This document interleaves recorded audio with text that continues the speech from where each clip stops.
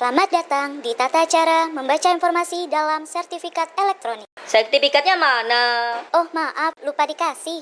Terima kasih, Mas. Di pojok kanan atas ada nomor edisi sertifikat dan perbuatan hukum terakhir yang dilakukan. Di bawah Garuda Pancasila, bukan Garuda yang itu. Di bawah Garuda Pancasila ada jenis sertifikat, nomor induk bidang elektronik, serta uraian sertifikat, alamat letak bidang tanah dan luasnya, nama pemegang hak, dan uraian catatan pendaftaran. Silahkan balik. Maksud saya, balik sertifikatnya ke halaman 2. Di sini terdapat peta, letak bidang tanah, batasan dan kewajiban pemegang hak. Sekarang cek sertifikatnya dengan Sentuh Tanahku. Maksud saya, aplikasi Sentuh Tanahku. Buka aplikasi, lalu scan QR kode di halaman 2 pojok kanan bawah.